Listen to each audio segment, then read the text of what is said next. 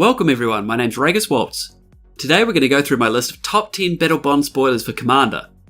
Battlebond is an interesting set, designed to be drafted and played in Two-Headed Giant.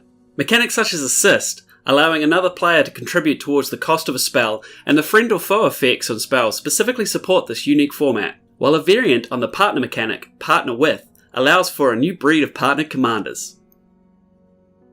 One of the most controversial features of this set is its stylized artwork. I feel that the art style fits the theme of the plane, however I'm personally not a fan of this new art direction. I think that the artistic team should feel free to experiment, but I prefer the art direction in other recent sets such as Ixalan and Dominaria. First, some honourable mentions. The Kenrith twins, an Izzet pairing of planeswalkers that can be your commanders. All of the planeswalker commanders in Commander 2014 remain powerful and relevant today, whether as commanders or in the 99. I don't see the same longevity in these Kenrith twins. Some of their abilities are incredibly powerful, but with such high mana costs to compensate for their partner mechanic, there's usually a better option. Partners don't need to be expensive or individually irrelevant. See Vile Smasher the Fierce or Thrasios, Triton hero.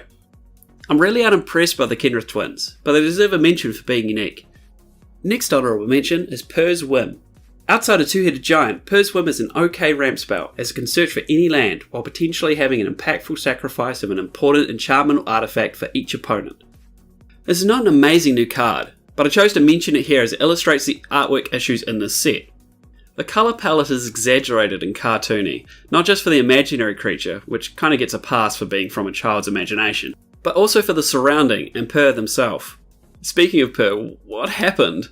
Is there a particular reason why he's pulled a Michael Jackson between his cards?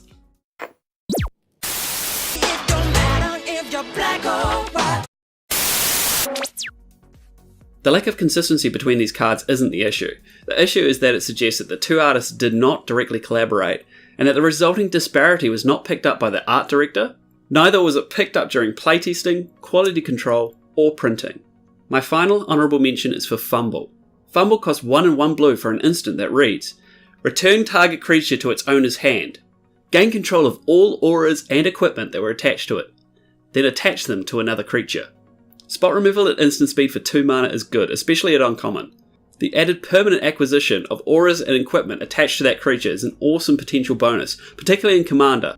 This card hoses Voltron strategies, and then steals that strategy for one of your own creatures. I love this effect, but its application is relatively limited, hence the honourable mention. The first Battlebond spoiler on my list is Krav, the Unredeemed.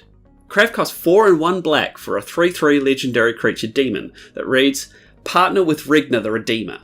You can also pay 1 black for his activated ability, which reads Sacrifice X creatures. Target player draws X cards and gains X life. Put X +1/+1 counters on Krav the Unredeemed. I really like Krav by himself. Regna is fine and works into Krav's strategy, but Krav can just as easily fit into any token sacrifice strategy by himself and is a cheaper and arguably better way to translate a sacrifice outlet into card advantage. Compare this to alternatives such as Carnage Altar or Greater Good. Krav's ability costs only 1 black mana and doesn't care about the size of the creature sacrificed. This effect also gains U life and makes Krav bigger and bigger.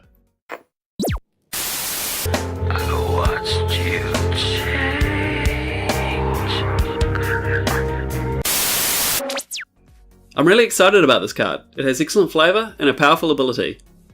Next on my list is Najeela, the Blade Blossom.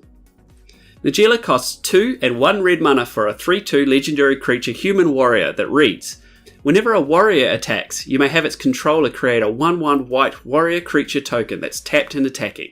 You can also pay 1 mana of each colour for its activated ability, which untaps all attacking creatures. They gain Trample, Lifelink, and Haste until end of turn. After this phase, there is an additional combat phase. Activate this ability only during combat. Najeela doubles the number of your attacking warriors, filling your field with 1/1 white warrior tokens. This feels like a flavourful alternative to Krenko. And that token production is just the source to this card, even if a very spicy source. Najeela's activated ability makes her aggravated assault, compensating for the more difficult activation cost by providing the creatures with Trample, Lifelink, and Haste. But wait! There's more! Najeela's token production ability also triggers when other players attack with warriors, allowing you to decide if they can create a 1/1 white warrior creature token. This is an excellent additional clause for two-headed giant, arch-enemy, and so forth. The cost of her activated ability makes it more difficult to generate infinite combat steps like you can with Aggravated Assault and Savage Ventmaw. But this can still go infinite with Bear Umbra, or Sword of Feast and Famine, and can also go infinite with Druid's Repository if you have at least 5 creatures that survive each combat. I honestly think that Najila as a 3CMC 3/2 creature would have been powerful with either the triggered or activated ability. Both together makes this an insanely powerful mythic. The next spoiler on my list is Bramble Sovereign. Bramble Sovereign costs 2 and 2 green mana for a 4/4 creature Dryad that reads, whenever another non-token creature enters the battlefield, you may pay 1 and 1 green mana. If you do, that creature's controller creates a token that's a copy of that creature. Bramble Sovereign is the token half of Rico of Two Reflections with a simpler mana cost and the ability to target non-token creatures played by other players. The relevance of the last portion of this ability is questionable outside of Two-Headed Giant, Arch-Enemy, and any other commander variants where you want to help out other players. Unless your opponents are playing creatures with downsides, there is very little reason to give them a token copy. The Enter the Battlefield trigger on this ability can be abused with repeatable flicker effects like Conjurer's Closet or Deadeye Navigator, allowing you to just print out copies of powerful creatures.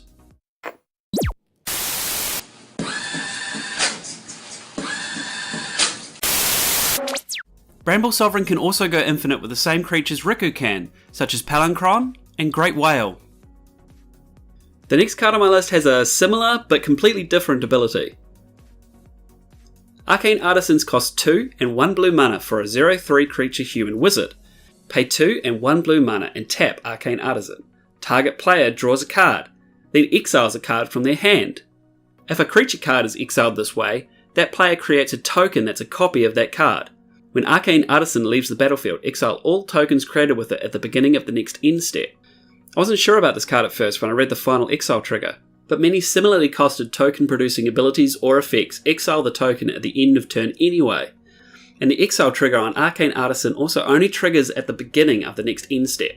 As a result, Arcane Artisan's ability can instead be read as a unique looting ability that also creates a token, potentially benefiting from Enter the Battlefield triggers, and at worst providing fodder for sack outlets. I'm not bad.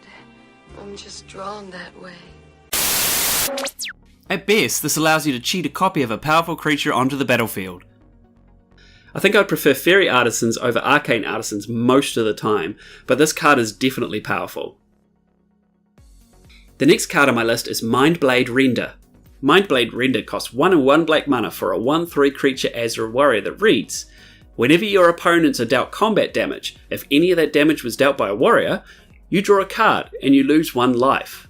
The Render has a Phyrexian Arena ability that triggers whenever you deal combat damage to your opponents with a warrior, and whenever warriors other players control damage an opponent. Good job. Really good job. There is a decent number of powerful warrior creatures played frequently in Commander, and while the Render can definitely whiff, it also has the potential to provide a lot of extra card advantage. Definitely worth a mention. The next card on my list is Thrilling Encore.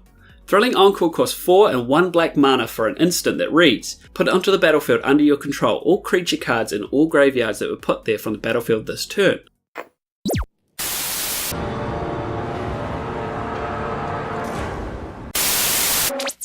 What? All creatures in all graveyards? This is the most hilarious follow-up to a Wrath effect. Thrilling Encore reminds me of a creature-specific, one-sided, all-graveyard version of Second Sunrise, or a turn-restricted Rise of the Dark Realms. 5 mana may be a lot to hold open, though Mystic Confluence may dispute that. If you know that a Wrath is coming from Nevinyrral's Disc or O-Stone, you can plan to take control of the game with this card, an excellent and flavourful black instant. Black's sure to get some powerful cards in this set. The next card on my list is Archfiend of Despair. Archfiend of Despair costs 6 and 2 black mana for a 6/6 creature demon with flying that reads, your opponents can't gain life. At the beginning of each end step, each opponent loses life equal to the life that player lost this turn. That's rough, buddy. Archfiend of Despair is Wound Reflection, and a 6/6 flying demon, and preventing opponents from gaining life, similar to Erebos, God of the Dead. Archfiend has no downsides, which is rare amongst demons, and in my opinion is strictly better than Wound Reflection. I already have Wound Reflection as a win condition in a punishment deck, with the likes of Mana Barbs and Spell Shock, and the Archfiend will make an excellent replacement or inclusion. The next card on my list is Spellseeker. Spellseeker costs 2 and 1 blue mana for a 1/1 creature human wizard that reads. When Spellseeker enters the battlefield, you may search your library for an instant or sorcery card with converted mana cost 2 or less, reveal it, put it into your hand, then shuffle your library. There's been a lot of discussion over this card, with an enter the battlefield trigger that could be abused to tutor for multiple powerful low-cost instants or sorceries. Cyclonic Rift, anyone? I don't have a place for this card, and I don't think that'll have much of an impact in Commander as it may have in other formats. But I recognise that it's a fairly powerful card, worthy of a place on this list. Hi. Okay. The next spoiler on my list is Arena Rector.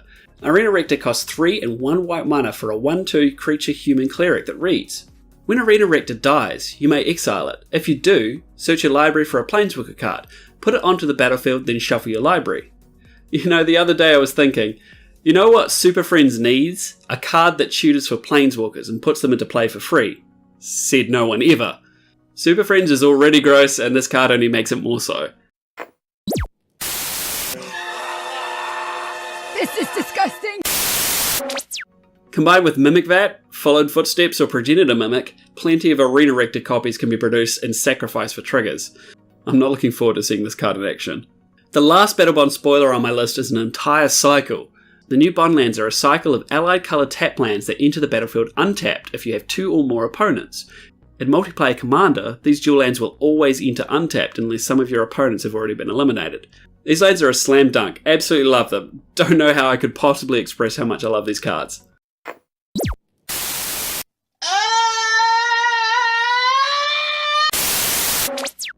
So what new cards do you like from Battlebond? Let me know in the comments below. If you enjoyed this video, please consider placing a like and subscribing to the channel. Otherwise, I'll see you next time.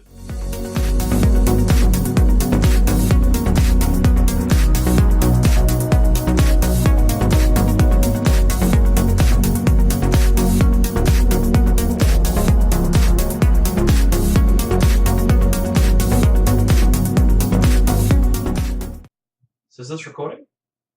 It is? Hi!